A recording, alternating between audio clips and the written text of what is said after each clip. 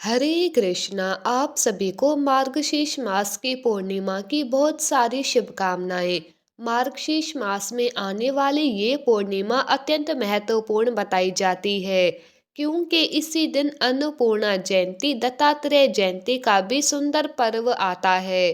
पूर्णिमा के दिन भगवान सत्यनारायण देव की पूजा अर्चना की जाती है।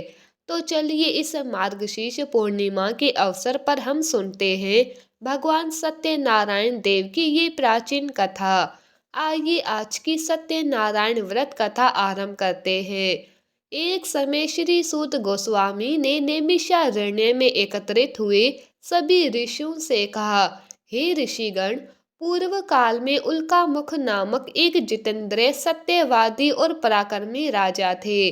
वह राजा प्रतिदिन भगवान के मंदिर में जाते, दान देकर ब्राह्मणों को संतुष्ट करते और उनकी पत्नी का नाम भद्रशिला था। वो अत्यंत सुंदर, पति परायण और सती स्त्री थी। राजा और रानी के साथ समुद्र के तीर पर जाकर सत्यनारायण का व्रत किया करते थे। एक दिन जब राजा इस प्रकार व्रत कर रहे थे, तो वहां पर साधु नामक एक वर्णिक आते हैं। वे व्यापार के लिए अनेक प्रकार के रत्न आदि पदार्थों को अपनी नौका में भरकर लाए थे। वर्णिक समुद्र के किनारे अपनी नाव को खड़ी करके तट के समीप आए और व्रत करते हुए राजा को देखकर अत्यंत विनम्रता से पूछने लगे। साधु नामक वर्णिक ने कहा, हे राजन, भक्ति युक्त चित्त से होकर आप कौन सा अनुष्ठान कर रहे हैं?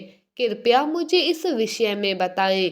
ये सुनकर राजा ने कहा, हे साधु, मैं अपने बंधु बांधवों के साथ अतुलनीय तेज युक्त भगवान विष्णु की पूजा कर रहा हूँ। मेरा ये व्रत संतान प्राप्ति के लिए है। तत्पश्चात साधु ने राजा को आदर पूर्वक प्रणाम किया और उनसे संपूर्ण व्रत की विधि जानी। साधु ने कहा, हे राजन, मैं भी ये व्रत करना चाहता हूँ। मेरी भी कोई संतान नहीं है, इसीलिए कृपया मुझे आप इस व्रत की संपूर्ण विधि बताइए। राजा ने वर्णिक की इच्छा को पूर्ण करते हुए उस व्रत की संपूर्ण विधि कह सुनाई और वो सुनकर वर्णिक वहां से प्रस्थान कर गए। वे अपना कार्य पूरा करके आनंद के साथ अपने घर लौट आए और कुछ ही दिनों में उनकी पतिव्रता पत्नी गर्भवती हुई। उन्होंने एक सुंदर कन्या को जन्म दिया और वो कन्या शुक्ल पक्ष के चंद्रमा की भांति दिनों दिन बढ़ने लगी। उस वर्णिक ने उसका जात कर्म आदि संस्कार करवाए और उसका नाम कलावती रखा। एक दिन वर्णिक पत्नी लीलावती ने अपने पति से कहा, हे स्वामी, आपने पूर्व में जो सत्यनारायण व्रत करने की प्रतिज्ञा ली थी, उसे अब आपको पूरा कर लेना चाहिए। तब उस साधु वर्णिक ने कहा, हे प्रिय, मैं कलावती के विवाह के समय ये व्रत करूंगा। इस प्रकार पत्नी को आश्वासन देकर साधु वर्णिक फिर से समुद्र के तट की ओर चले गए। इधर पिता के घर में कलावती बढ़ने लगी। योग्य समय आने पर पिता ने अपनी पुत्री को विवाह के योग्य देखा और फिर वे अपने बंधु बांधवों से परामर्श करके उसके लिए योग्य वर ढूंढने लगे और इस कार्य के लिए उन्होंने दूत को भेजा। दूत साधु का आदेश पाकर कांचन नगर में गया और वहां कलावती के योग्य एक उत्तम वर की खोज करके वहां से उस वर्णिक पुत्र को साथ लेकर लौट आया। साधु वर्णिक उस सुंदर और सद्गुणी वर्णिक कुमार को देखकर अत्यंत प्रसन्न हुए और अपने जाति बंधुओं के साथ मिलकर प्रसन्नता पूर्वक यथाविधि अपनी कन्या का उन्होंने विवाह करवाया। और दुर्भाग्यवश वो वर्णिक कलावती के विवाह के समय भी सत्यनारायण व्रत करना भूल गए और उसके बाद देव उन पर रुष्ट हो गए। कुछ दिनों बाद व्यापार में निपुण वर्णिक अपने श्रीमान जमाता के साथ व्यापार के लिए बाहर गए थे। राजा चंद्रकेतु के राज्य में समुद्र के पास रमणीय रत्नसार नगर में वह जा पहुंचे।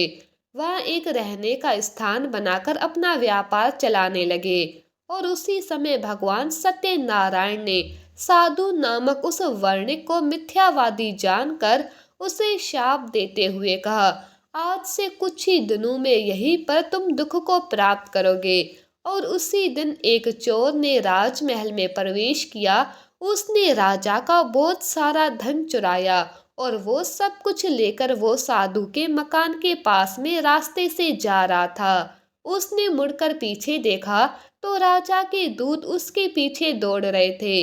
वो भयभीत हो गया और चुराए हुए धन को वहीं पर छोड़कर भाग गया। दूतों ने आकर देखा तो साधु वर्णिक के घर में राजा का सारा धन पड़ा हुआ था। और फिर सभी सैनिकों ने साधु वर्णिक और उसके जमाता को पकड़ लिया। उन्हें बंदी बनाकर राजा के पास ले गए और उस समय उनके संबंध में कोई भी विचार नहीं किया गया। उन्होंने बहुत प्रयास किया लेकिन सत्यनारायण भगवान की माया से किसी ने भी उनकी एक भी बात नहीं सुनी। तत्पश्चात राजा चंद्रकेतु ने उनकी सारी धन संपत्ति छीन ली। दूसरी ओर भगवान सत्यनारायण के शाप के कारण साधु वर्ण के घर में लीलावती और कलावती पर भी दुख आ पड़ा। घर में जो कुछ भी धन संपत्ति थी वो सारी चोरों ने अपहरण कर ली। लीलावती मानसिक और शारीरिक व्याधि से और भूख तथा प्यास से पीड़ित होकर घर घर भटकने लगी। और इस प्रकार कलावती भी एक दिन अन्न के लिए भटक रही थी। एक दिन भूख से व्याकुल कलावती घर से निकलकर किसी ब्राह्मण के घर पहुंची। उसने वहां पर देखा कि भगवान सत्यनारायण का व्रत हो रहा है। वो वहीं पर बैठ गई और कथा सुनकर उसने भगवान से अपने मनोरथ की पूर्ति हेतु प्रार्थना की। तत्पश्चात वो प्रसाद लेकर उसी रात को अपने घर लौट आई।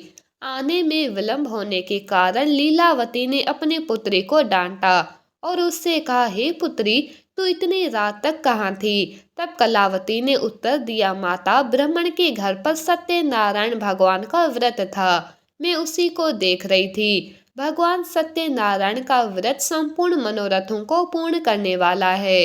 अपनी पुत्री की ये बात सुनकर लीलावती को पूर्व काल में किया हुआ संकल्प याद आया और फिर वो भगवान सत्यनारायण का व्रत करने के लिए तैयार हुई। उस साध्वी साधु पत्नी ने बंधुओं के साथ मिलकर सत्यनारायण भगवान का व्रत किया और भगवान से प्रार्थना करते हुए कहा, हे प्रभु, आप कृपा करके मेरे स्वामी और जमाता को शीघ्र ही घर भेज दीजिए। उसने भगवान सत्यनारायण से बार बार ये प्रार्थना की और अपने पति तथा दामाद का अपराध क्षमा करने की याचना की। वर्णिक पत्नी के व्रत से भगवान सत्यनारायण प्रसन्न हो गए। उन्होंने श्रेष्ठ राजा चंद्रकेतु को स्वप्न में दर्शन दिया और उनसे कहा कि हे राजन, प्रातः होते ही दोनों वर्णिकों को छोड़ देना। उनका जो धन छीना है उसे दुगना उन्हें देना, नहीं तो मैं राज्य, धन और पुत्र के साथ तुम्हारा विनाश कर दूंगा। इतना कहकर भगवान वहां से अंतर्ध्यान हो गए। प्रातः काल होते ही राजा सभा में गए और स्वजनों के साथ वहां बैठकर दूतों को आज्ञा दी कि अभी जाकर उन दोनों बंदी महाजनों को छोड़ दिया जाए। राजा की आज्ञा पाकर दूतों ने दोनों महाजनों को मुक्त किया और उन्हें साथ लेकर विनय पूर्वक राजा से कहा, हे राजन, हम दोनों को हथकड़ी और बेड़ी से खोलकर यहाँ पर लेकर आए हैं। और उसी समय उन दोनों को अपने मन में पुरानी बात का स्मरण हुआ। भगवान सत्यनारायण की महिमा को याद किया उन्होंने और आश्चर्य तथा भय से विह्वल हो गए। उन्होंने राजा चंद्रकेतु को प्रणाम किया और फिर श्रीमान राजा चंद्रकेतु ने सोने और रत्नों से बने हुए आभूषण द्वारा दोनों वर्णिकों को अलंकृत किया, मधुर वचन कहे और उनसे छीने हुए धन से दुगना धन उन्हें देकर कहा, हे साधु, अब आप अपने घर वापस जाइए। साधु वर्णिक और उसके जमाता ने राजा को प्रणाम किया और वे वापस अपने घर के लिए जाने लगे। कुछ दूर आगे बढ़ने पर भगवान सत्यनारायण एक दंडी के वेश में उनके सामने आए और उनकी परीक्षा करते हुए पूछने लगे, हे महाजन, बताओ तो तुम्हारे नाव में क्या है? ये सुनकर साधु वर्णिक और उसके जमाता ने अहंकार वश हंसी उड़ाते हुए कहा, हे दंडी, क्यों पूछ रहे हो? तुम्हें रुपए चाहिए क्या? मेरे नाव में तो लता पत्र भरे हैं अब दंडी के वेश में आए हुए सत्यनारायण भगवान ने साधु के ये निष्ठुर वचन सुने और उन्हें कहा, उचित है तुम्हारे ये वचन सत्य साबित हो। और ये कहकर वह तुरंत वहां से अदृश्य हो गए। जब वो थोड़ी दूर चले गए तब साधु भी समुद्र किनारे पहुंचा और नित्य क्रिया आदि करने के बाद नाव पर गया तो उसने देखा कि वास्तव में उसकी नाव में लता और पत्र ही भरे पड़े थे। ये देखकर उसे बड़ा आश्चर्य हुआ। वो मूर्छित होकर पृथ्वी पर गिर पड़ा। अपने ससुर की ये दशा देखकर जमाता ने उनसे कहा, हे पिताजी, आप किसके लिए शोक कर रहे हैं? ये सब तो दंडी के शाप का फल है। वह सब कुछ करने में समर्थ है। हमें उन्हीं की शरण में जाना चाहिए, तभी हमारा मनोरथ पूर्ण हो जाएगा। अपने जमाता की ये बात सुनकर साधु दौड़कर दंडी के पास पहुंचा।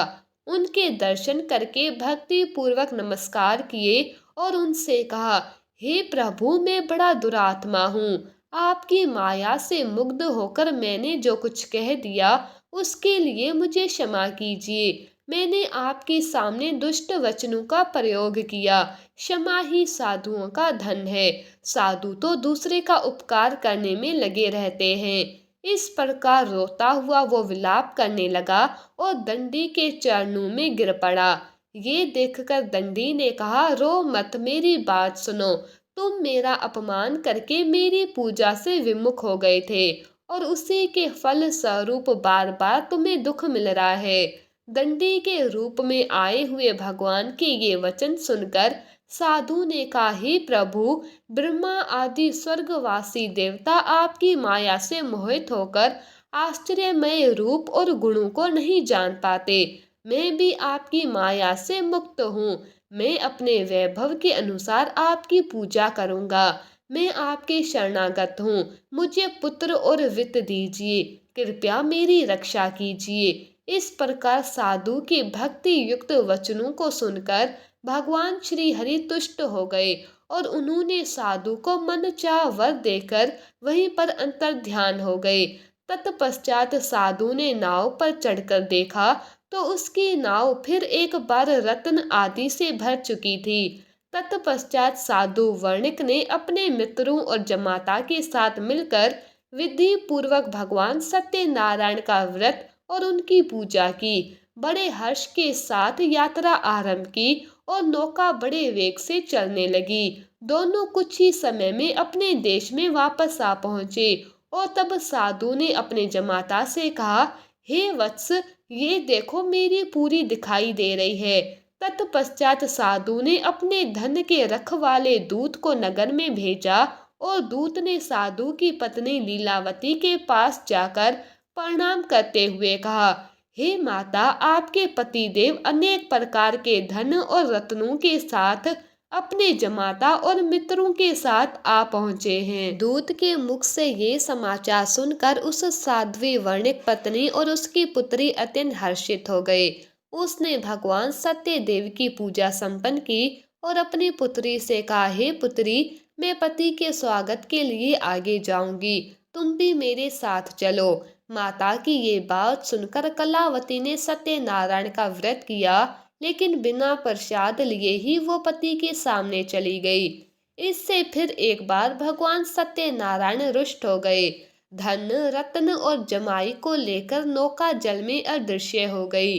कलावती ने जब अपने पति को नहीं देखा तो वो शोक से व्याकुल होकर रोने लगी। वो अपने पति और नाव के ना दिखने से अत्यंत शोकातुर हो गई और अपनी पुत्री की इस दशा को देखकर साधु वर्णिक भयभीत हो गए। लीलावती अपनी कन्या को गोद में लेकर रुदन करने लगी। कन्या कलावती ने स्वामी को डूबा हुआ जानकर दुखी हृदय से पति की पादुकाओं को लेकर सती होने का निश्चय किया। धर्म को जानने वाले साधु वर्णिक अपनी कन्या की ये स्थिति देखकर अत्यंत शोकातुर हो उठे और उन्होंने मन ही मन सोचा, निश्चय ही भगवान सत्यदेव की माया के द्वारा ही मेरे जमाता हारे गए हैं। मैं अपने वैभव के अनुसार उनकी पूजा अर्चना करूंगा। और फिर साधु वर्णिक ने वहां पर सभी लोगों को बुलाया, ये बात कही अपना मनोरथ व्यक्त किया और बार बार भगवान सत्यदेव को प्रणाम किया। और तब एक आकाशवाणी हुई जिसने कहा, हे साधु, तुम्हारी कन्या मेरे भोग प्रसाद का तिरस्कार करके अपने पति के पास आ गई थी, इसीलिए उसका पति अदृश्य हो गया है। अब वो घर जाए, प्रसाद लेकर लौट कर आए और तब अवश्य ही उसे स्वामी का सुख प्राप्त होगा। जब कलावती ने आकाशवाणी में ये बात सुनी तो वो तुरंत घर चली गई और वहां जाकर उसने प्रेम पूर्वक श्रद्धा के साथ प्रसाद लिया। और जब वो वापस आई तो उसने अपने पति को, नाव को और समस्त बंधुओं को साथ में देखा। उस कन्या ने अपने पिता से कहा, हे पिताजी, आइए अब हम घर चलते हैं, अब देर क्या करें। कन्या की इस बात को सुनकर वर्णिक प्रसन्न हो गया और विधि विधान के साथ भगवान सत्यनारायण की पूजा करके धन रत्न और बंधुओं के साथ अपने घर आ पहुंचा।